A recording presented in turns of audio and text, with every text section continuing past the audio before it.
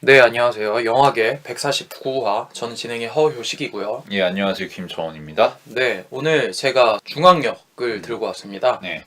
제가 굉장히 좋아하는 영화이기도 하고 한번 다뤄야겠다 생각은 했는데 마침 저번에 저희가 다뤘던 코코랑 데뷔했을 때 아쉬운 점을 충족시켜주지 않을까라는 생각 때문에 선정하게 됐습니다. 기본 정보를 설명해 드리겠습니다. 각본과 연출에 월터 살레스, 촬영에는 월터 카발로, 음악에는 안토니오 핀토입니다. 이 작품은 1998년에 나왔는데 네. 48회 베를린 국제영화제에서 황금 곰상을 받았고 네. 은곰상 여자 연기상을 받았습니다. 그리고 LA 비평가협회에서 여우주연상을 탔고 산세 삼바스티안 국제영화제에서 관객상을 탔습니다. 그리고 골든글로브에서 외국어 영화상을 받았고 여우주의 후보에 올랐습니다. 네. 그리고 미국 아카데미 시상식에 외국어 영화 부분을 탔고 여우주에는 후보에 올랐습니다. 네. 그리고 영국 아카데미에서 외국어 영화상을 받은 바가 있습니다. 로튼 토마토에서 94%의 신선도를 자랑하고 7.9점의 평점을 기록했습니다. 그리고 관객들 중에 95%가 선호하였고 5점 만점에 4.2점을 주었네요. 네. 메타크리틱에선 80점을 기록했고 8.3점의 유저 스코어를 기록했습니다. 그러면 트리비아를 설명해 드리겠습니다. 이 작품은 월터 살레스가 밤 문맹 여성 장기수와 저명한 조각가 사이에서 오랜 세월 동안 편지를 주고받은 기록이 있다고 하더라고요. 네. 그거를 또 다른 어떤 곳의 삶이라고 하는 다큐멘터리를 직접 찍었는데 거기서 모티브를 채용해서 영화를 찍게 되었다, 뭐 그런 이야기가 있습니다. 네. 이 작품은 브라질 영화 산업이 망해갈 때쯤에 새로운 신호탄을 알린 작품이라고, 브라질인의 삶을 있는 그대로 보여주고자 했다고 합니다. 네. 그래서 어느 하나 배경이 연출된 게 없다고.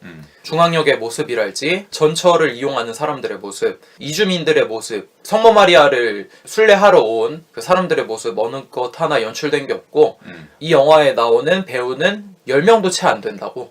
대부분이 그냥 일반인들이라고. 네. 그래서 영화 시작하면은 사연을 이야기하잖아요.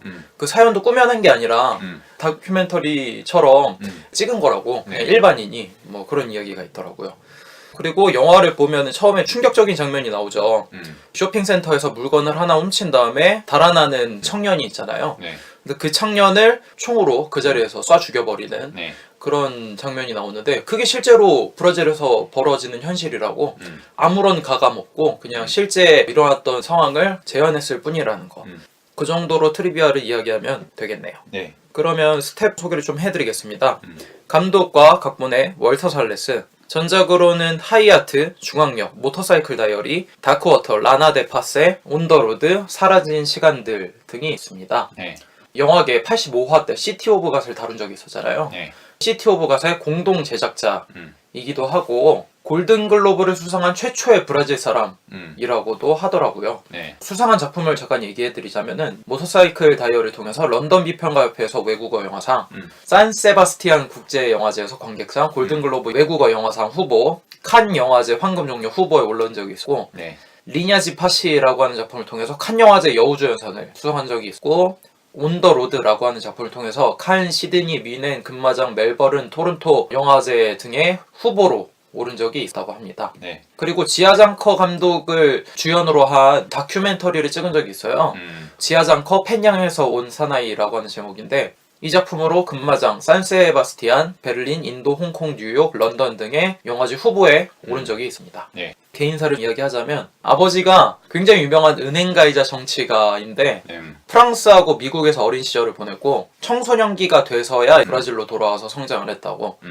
남부 캘리포니아 지역의 영화 예술학교를 다녔고 80년대, 90년대 넘어와서 다큐멘터리에서 브라질의 현실을 카메라에 담으면서 리얼리즘을 체득했고 본인의 극영화 작품에 고스란히 반영하게 되었다, 뭐 이런 이야기를 하네요. 루벤 퐁테카 소설을 원작으로 한 필름 누아르 위대한 예술 하이아트라고 하는 작품이 데뷔작이었고 브라질의 현실을 영화 속에 투영한 이방인의 땅이라고 하는 작품을 통해서 전 세계 40개 이상의 영화제 후보로 오르면서 브라질 영화 산업을 다시 부흥시키는 역할을 했다고 하더라고요. 네. 그래서 결국 중앙역을 통해서 세계적으로 인정받게 되었고 2003년 가디언에서 선정한 세계 최고 40대 감독 중 한 명으로 선정된 적이 있다고 합니다. 저는 모터사이클 다이어리를 봤는데 체게바라가 의사에서 어떻게 그런 결심을 하게 됐는지 그런 거 보여주는 영화인데 되게 교과서적이더라고요.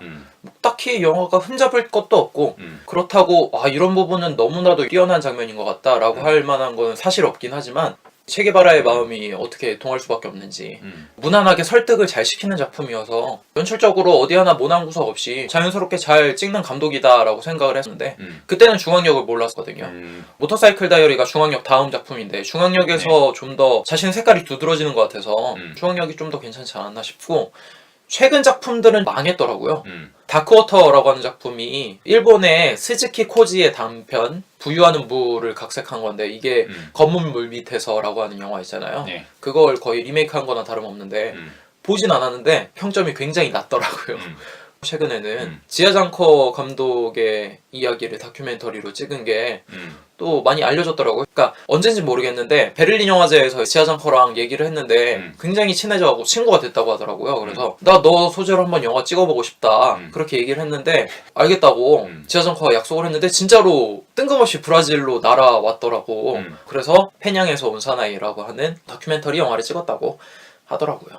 다음으로는 음악 감독인 안토니오 핀토. 전작으로는 중앙역, 시티 오브 갓, 로드 오브 워, 10 아이템 워레스, 시티 오브 맨, 콜레라 시대의 사랑, 뉴욕 I 러브 유, 트래시, 에이미, 맥팔랜드 USA 등이 있습니다. 브라질에 굉장히 유명한 만화가인 지랄도라고 하는 사람이 있다고 하더라고요. 예. 그분의 아들이라고 하더라고요. 그리고 형제는 다니엘라 토마스라고 하는 여자분인데 굉장히 재밌는 게 다니엘라 토마스는 월터 살레스의 데뷔작 이방인의 딸의 공동 감독이에요. 그래서 각본하고 미술까지 같이 협업을 했다고. 그러니까 집안이 친한가 봐요.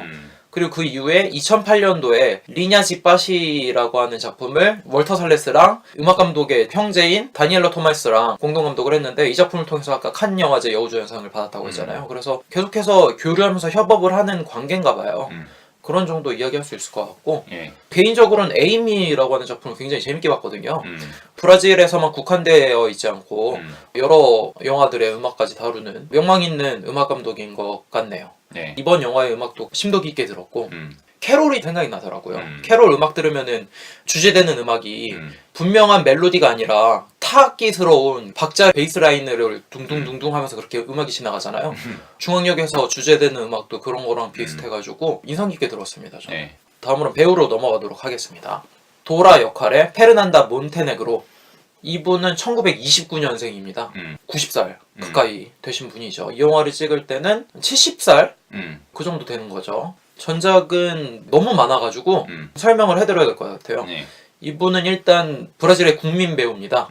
오랜 세월 동안 연극 무대에서 활동도 하고 영화에도 많이 나오고 그랬는데 1970년 파울로 포르토 감독의 가족이라는 작품을 통해서 모스크바 영화제에서 여우조연상을 탔습니다. 그 이후에 투도 뱀이라고 하는 작품으로 타오르미나 영화제에서 여우조연상을 탔고 그들은 검은 타이를 매지 않는다라고 하는 작품을 통해 베니스 영화제에서 황금사자상을 수상하면서 월드스타로 알려졌다고 하더라고요.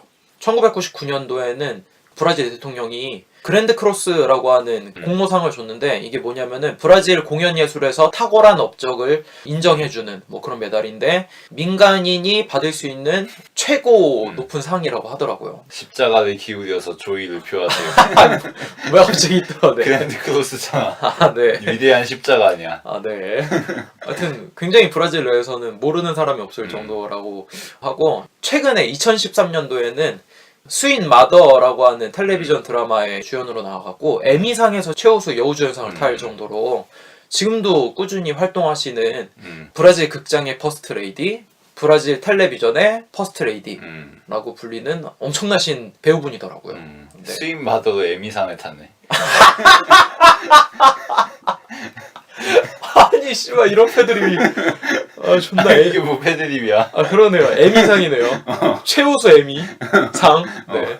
개인사를 좀 얘기하자면은 1940년대 후반에 그때는 TV가 없어가지고 라디오에서 연극을 했다가 1951년에 TV 방송국이 설립되면서 그 TV에 소속돼서 드라마 그리고 연극 활동을 했다고 합니다.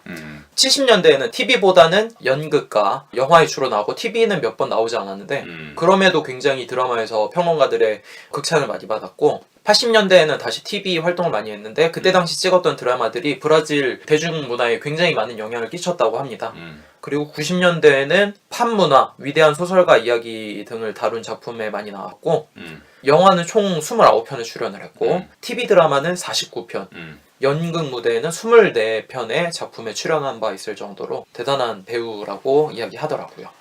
다음에는 조수의 역할의 비니시우스 드 올리베이라입니다. 전작으로는 중앙역, 태양의 저편, 리나 데 파세, 네온블이라고 하는 작품에 나오네요. 네. 이 배우는 전문 연기자는 아니었고 감독인 월터 살레스가 아역 배우를 찾고 있었는데 공항에서 구두 닦기를 하고 있었다고 하더라고요. 이 소년이 그래서 픽업을 했다고 하더라고요.